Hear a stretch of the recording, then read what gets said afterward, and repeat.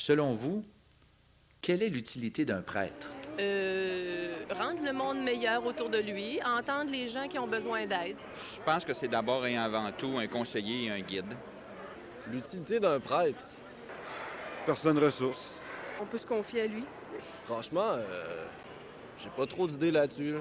C'est de guider, c'est fidèle, là.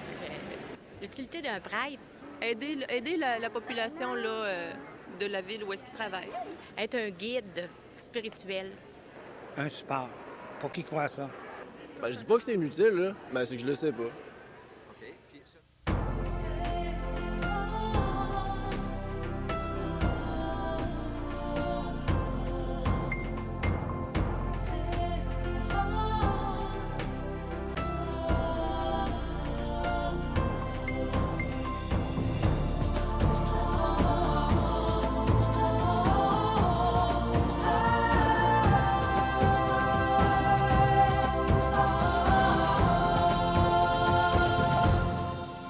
Mesdames, Messieurs, bonjour. C'est l'heure de la bonne nouvelle. Aujourd'hui, Jésus, le seul prêtre, François Fréchette, amènera pour nous le message de la parole de Dieu. À la chronique La Bible répond, Jean-Pierre va répondre à la question « Pourquoi y avait-il des prêtres? » Le groupe Facteur J chantera pour nous Tel que je suis. La chronique Témoignage, Jocelyn Aubu donne son témoignage. Restez avec nous, c'est l'heure de la bonne nouvelle.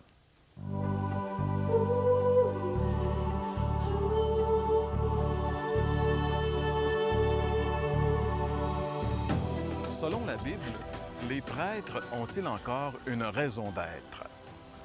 Évidemment, en tant que Québécois, avec notre arrière-plan religieux, lorsqu'on entend le mot prêtre, l'image qui vient tout de suite à notre pensée, c'est l'image de Monsieur le curé. Mais historiquement, à travers les différentes religions païennes et aussi à travers le judaïsme biblique, celui qu'on nommait le prêtre était la personne qui avait pour fonction d'offrir des sacrifices à Dieu. C'est la raison pour laquelle, d'ailleurs, dans certaines versions bibliques, on traduit le mot prêtre par le mot sacrificateur. Évidemment, le prêtre avait aussi comme fonction la médiation entre les hommes et Dieu. Mais depuis 2000 ans, depuis que Jésus est venu, les prêtres ont vraiment perdu leur raison d'être. J'aimerais vous en amener la preuve en vous citant ce passage des Écritures. Hébreux, chapitre 10, les versets 11, 12 et 14, un extrait. La Bible dit « Tout prêtre se présente chaque jour pour accomplir son service et offrir souvent les mêmes sacrifices qui, cependant, ne peuvent jamais ôter les péchés. Le Christ, lui, a offert un sacrifice unique pour les péchés, valable pour toujours. Par une offrande unique, en effet, il a rendu parfait pour toujours ceux qu'il purifie du péché. » Les millions de sacrifices offerts par les millions de prêtres à travers les âges n'ont jamais réussi à enlever un seul péché. Par contre, le seul sacrifice de Jésus-Christ, accompli une fois pour toutes, enlève tous les péchés de tous ceux qui se confient en lui. Quelle différence! Et de plus, la Bible de dire, il y a un seul Dieu et un seul médiateur entre Dieu et les hommes, Jésus-Christ. Donc, la réponse est claire. Oui, les prêtres ont perdu toute raison d'être depuis que Jésus est venu.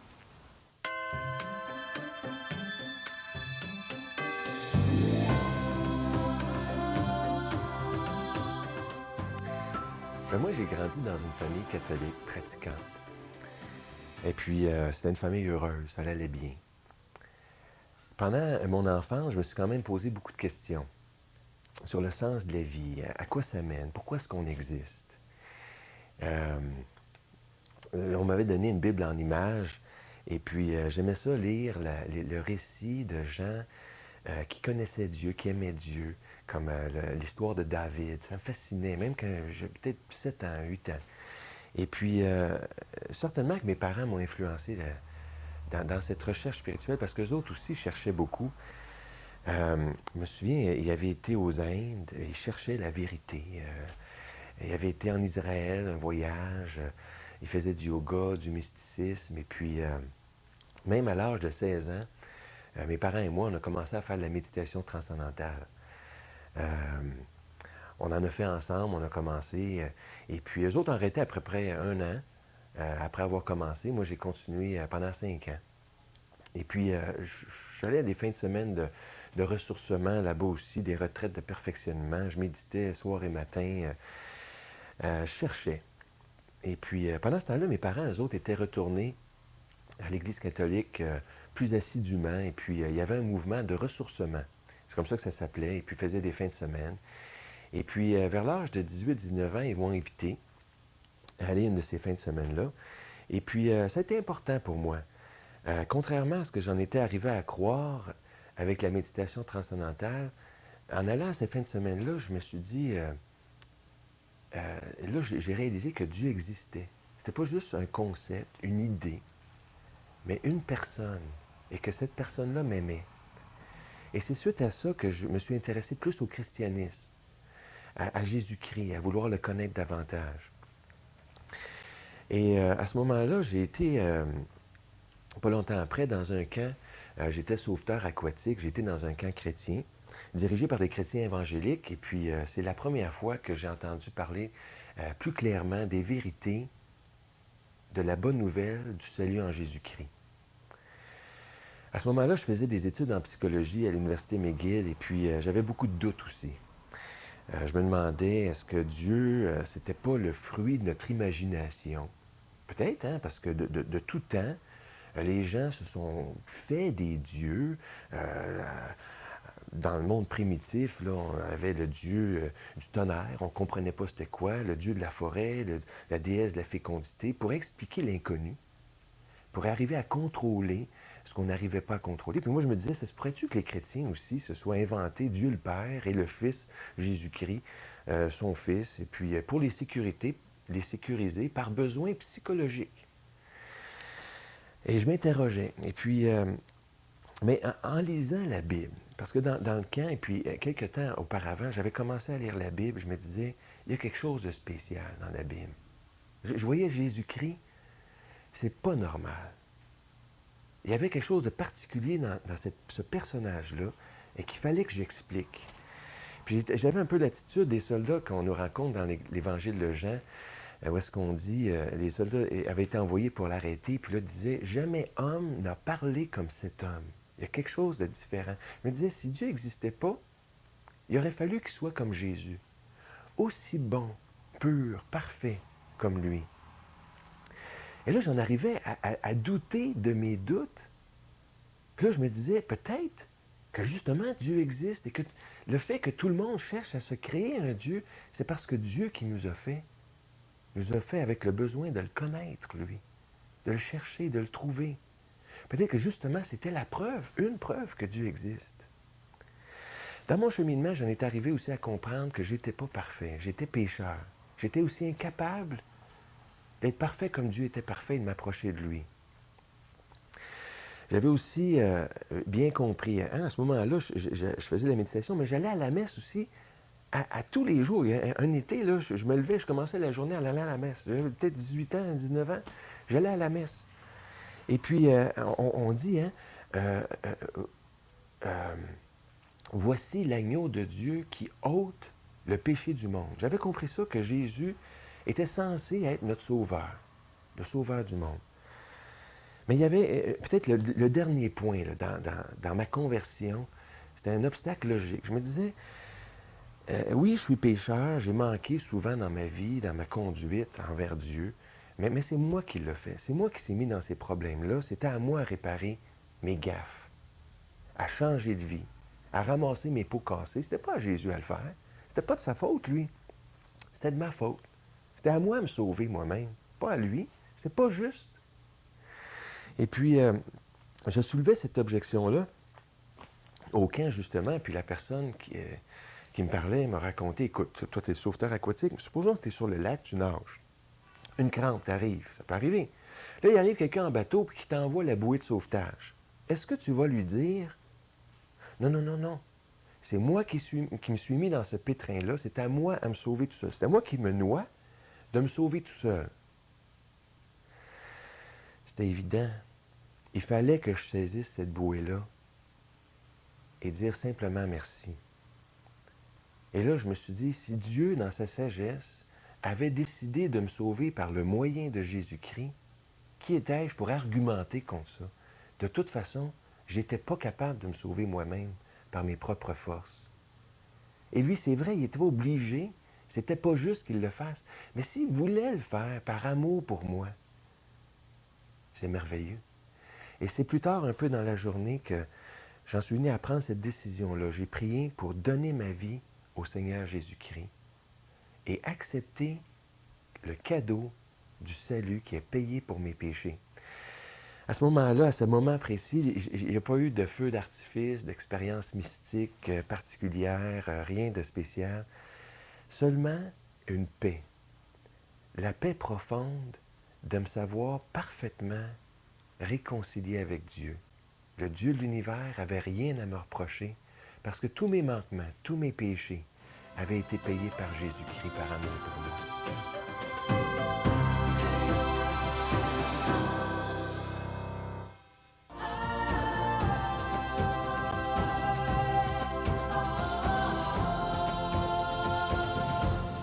Bien, bonjour. On a entendu tantôt dans le Vox Pop à propos des prêtres. Je ne sais pas si vous êtes comme moi, mais lorsque on me parlait d'un prêtre autrefois, pour moi, c'était tout de suite évident que je voyais dans mon esprit le prêtre à l'Église qui officiait comme ça dans ce temple, ce grand bâtiment. Mais j'aimerais aujourd'hui, moi, vous parler au contraire de ce que la Bible dit à propos de la prêtrise. La première chose qui est importante à mentionner, c'est que c'est dans l'Ancien Testament que nous voyons l'institution de la prêtrise. La raison est fort simple. C'est que d'abord, Dieu est saint et que l'homme est pécheur et que le péché de l'homme nous empêche d'avoir accès à ce Dieu trois fois saint. Ainsi, Dieu avait choisi à l'époque, dans le peuple d'Israël, une famille et ses descendants pour officier comme ça et prendre un peu, si vous voulez, la forme d'intermédiaire entre Dieu et l'homme.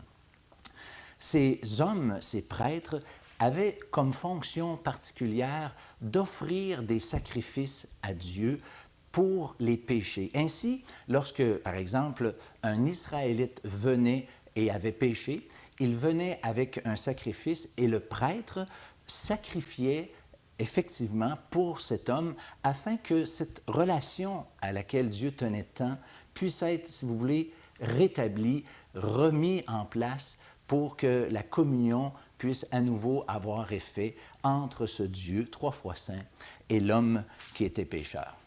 Ce qui est intéressant, c'est que le Nouveau Testament nous révèle quelque chose qui surprend par rapport à cet état de choses que nous voyons dans l'Ancien Testament. En fait, ce que nous dit le Nouveau Testament, c'est que ces prêtres, ces endroits où les sacrifices étaient offerts, n'étaient en fait que des figures d'une toute autre réalité. Et c'est ça qui est vraiment spécial lorsqu'on lit la Bible, l'Ancien Testament, et puis qu'on arrive au Nouveau Testament. Donc, je vais vous lire maintenant un verset de la Bible qui nous dit à proprement parler ce que je viens de vous dire. On lit dans l'Épître aux Hébreux, le chapitre 5, le verset 5, et le chapitre 8. Ils célèbrent un culte, image et ombre des choses célestes. Si on va plus en détail un peu, ce que je voudrais vous expliquer, c'est qu'il y a trois éléments importants que je trouve intéressants ici dans ce verset, en fait, dans l'Ancien Testament. Eh bien, le premier, c'est à propos du tabernacle, c'est-à-dire le tabernacle était littéralement la demeure de Dieu, là où Dieu avait fait ou élu, si vous voulez, domicile avec l'être humain, parce que Dieu tenait à cette relation avec l'homme beaucoup plus qu'on peut s'imaginer. Et puis donc, le tabernacle, c'était littéralement la représentation de ce qui est au ciel, ou en fait, c'est le ciel, si vous voulez, qui est venu comme ça, habiter sur la terre. D'abord, le mot tabernacle, on pourrait dire le ciel où Dieu est venu tabernacler parmi nous. C'est littéralement ce que le Nouveau Testament nous enseigne. Il y avait aussi l'image du grand prêtre qui, lui, était une image du Seigneur Jésus ou du Christ, si vous voulez, qui allait venir. Et là, c'est important de comprendre l'image du prêtre, l'image de Jésus-Christ, c'est cette idée du prêtre qui allait venir un jour. Donc, c'était une image en attendant, si vous voulez, la réalité. Et ça, c'est important de comprendre. Et puis finalement, il y avait ces sacrifices aussi qui étaient bien sûr offerts, des millions de sacrifices au cours des siècles qui avaient été offerts comme ça par les prêtres, et puis qui, eux, représentaient rien de moins que Jésus-Christ lui-même qui venait ou qui devait venir pour donner sa vie en rançon pour nos péchés. J'aimerais vous rappeler comment Jean-Baptiste avait tellement bien saisi cette idée lorsqu'il a vu venir à lui le Christ. Il a dit ce qui suit. « Voici l'agneau de Dieu qui ôte le péché du monde. » Il faut comprendre que la venue de Jésus rend maintenant caduque, inefficace ou inutile tous ces prêtres ou ce système de prêtrise et de sacrifice que nous avons dans l'Ancien Testament. Voyez-vous, il y a toute une grande différence par rapport à ces sacrifices de l'Ancien Testament qui sont maintenant accomplis dans la personne même du Christ dans le Nouveau Testament. C'est un peu comme si je vous présentais les plans d'une maison. Eh bien, les plans d'une maison ne veulent plus rien dire, n'ont plus de signification lorsque la maison est construite. Eh bien, c'est vraiment ça qui arrive lorsqu'on arrive dans le Nouveau Testament. La réalité, c'est Jésus-Christ, de telle sorte que les plans ou les images que nous voyons dans l'Ancien Testament qui représentent le Christ sont devenus, bien sûr, inutiles. Mais le problème avec ces Juifs auxquels l'auteur de l'Épître aux Hébreux s'adresse, c'est qu'ils étaient peut-être un peu comme quelques-uns d'entre nous, où ils avaient, ces gens-là, de la peine à abandonner cette idée que les prêtres qu'ils voyaient physiquement offrir des sacrifices étaient maintenant, comme j'allais dire, passé date, et que la réalité était en Jésus-Christ, la venue de Jésus-Christ sur la terre. D'ailleurs, la Bible nous souligne à plusieurs égards les grandes différences qui existaient entre les prêtres de l'Ancien Testament et le grand prêtre, le vrai prêtre Jésus-Christ. Elle nous parle, entre autres, que les prêtres dans l'Ancien Testament étaient des êtres humains sujets à la faiblesse et qu'ils étaient aussi, bien sûr, comme tous les autres êtres humains, des pécheurs. Pour cette raison, ils devaient offrir des sacrifices pour eux et pour ceux qu'ils représentaient auprès de Dieu. Tandis que la Bible nous dit clairement que Jésus-Christ n'a jamais eu besoin d'offrir pour ses propres péchés, puisqu'il n'en avait pas. La Bible nous dit que Jésus était saint, innocent, sans tache, de telle sorte qu'il n'avait pas besoin d'offrir des sacrifices. Maintenant, une grande différence aussi entre ces sacrifices, ou ces prêtres, je devrais dire, de l'Ancien Testament et Jésus-Christ, c'est que ces prêtres étaient voués à la mort, et pour cette raison, c'était leurs descendants, comme ça, qui devaient les remplacer de génération en génération, tandis qu'à propos de Jésus, eh bien, son sacerdoce, son ministère, on pourrait dire, il est, lui, perpétuel, il n'est pas transmissible. Lisons encore un autre texte de cette même épître aux Hébreux, dans le Nouveau Testament, qui nous dit ceci. « Mais lui, parce qu'il demeure éternellement, possède un sacerdoce qui n'est pas transmissible. » On lit aussi cet autre verset.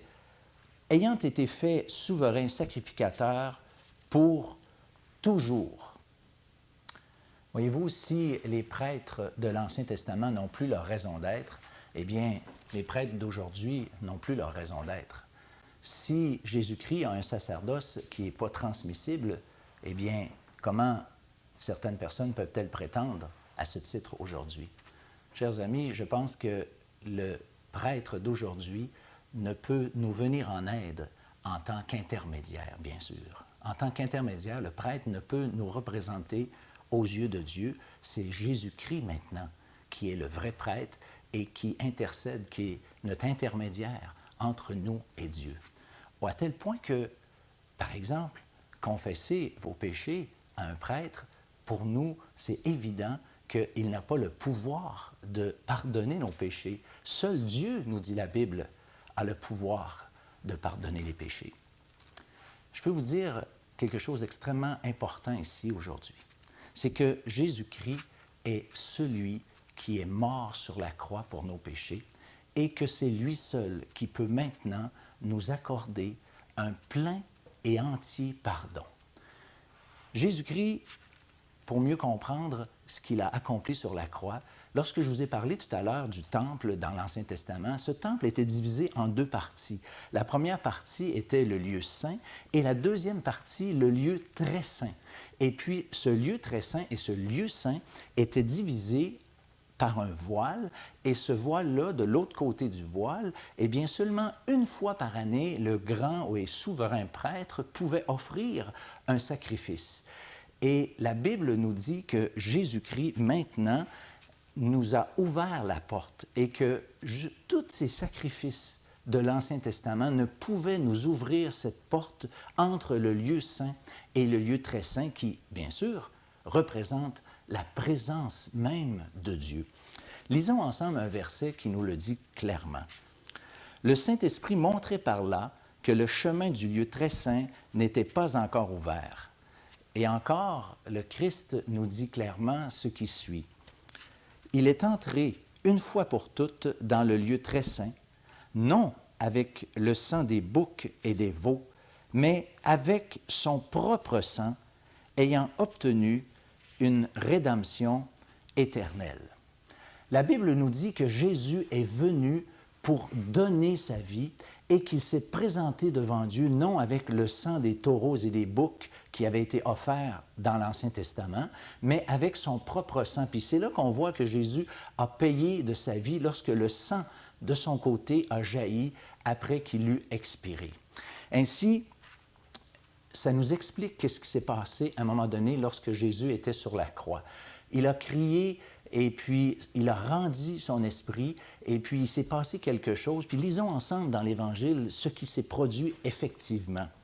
Jésus poussa de nouveau un grand cri et rendit l'esprit. Et voici le voile du temple se déchira en deux depuis le haut jusqu'en bas. Voyez-vous, il est question ici de ce même voile qui séparait le lieu saint du lieu très saint, qui s'est littéralement fendu en deux, au point que maintenant Jésus nous a littéralement ouvert la porte pour que nous puissions venir à lui et être dans sa présence maintenant, jusqu'à ce que nous ayons, comme la Bible dit, pénétrer dans le saint lieu. Ainsi, la mort de Jésus sur la croix nous ouvre littéralement le ciel et c'est par lui seulement que nous pouvons aller à lui. Ainsi, moi, je vous invite simplement, qui que vous soyez, à venir à lui dire, Seigneur, je réalise qu'il n'y a personne d'autre sur la terre qui est venu dans ta présence pour donner sa vie et offrir le vrai sacrifice, le seul sacrifice qui nous ouvre les portes du ciel. « Ah, Seigneur, vous pouvez lui dire dans vos mots, je reconnais que je suis indigne de ta présence puisque je suis un pécheur. Mais maintenant, je comprends que Jésus est vraiment venu et qu'il a donné sa vie pour que moi, je puisse être pardonné. Seigneur, donne-moi ce pardon. Donne-le-moi parce que je désire aujourd'hui être en relation avec toi. Je veux plus, Seigneur, que mon péché me sépare de toi. Et je réalise que Jésus est vraiment le seul prêtre. Je renonce maintenant à toute autre façon de venir à toi. Je veux venir à toi et me présenter devant toi avec le sang que Jésus a versé, parce que lui seul peut ôter mon péché. Faites-le dans une simple prière et le Seigneur vous donnera son pardon.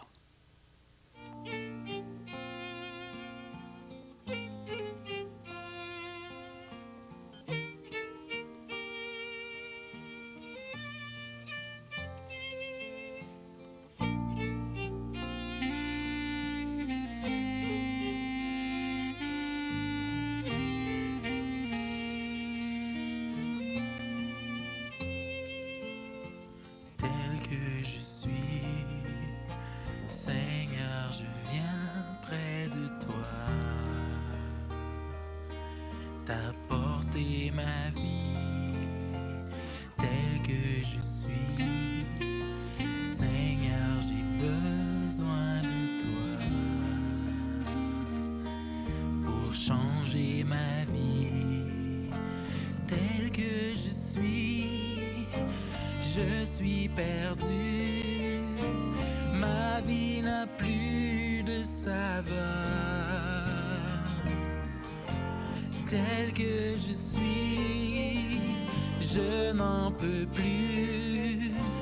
Viens transformer ma tristesse en joie. Tu es le chemin, la vérité, la vie. En toi j'espère le salut, le repos. Tu es celui qui a tout donné, sacrifié pour moi. Tel que je suis, Seigneur, je viens près de toi. Tu m'offres ta vie, tel que je suis, Seigneur, au pied de ta croix. Je reçois ta vie, tel que je suis. Tu m'as aimé en acceptant la douleur. Tel que je suis, tu veux me sauver. Je viens t'offrir le chant de mon cœur. Tu es le chemin, la vérité, la vie. En toi j'espère le salut, le repos. Tu es celui qui a tout donné, sacrifié pour moi.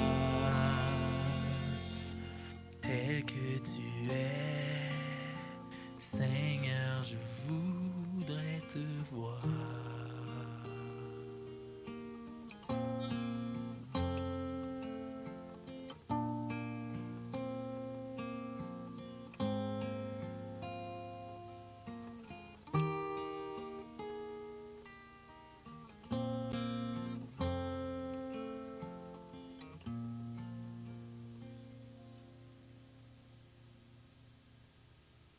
Merci beaucoup au groupe Facteur J et bien sûr Facteur J pour le facteur Jésus, car c'est lui qui est important, n'est-ce pas François? C'est bien vrai.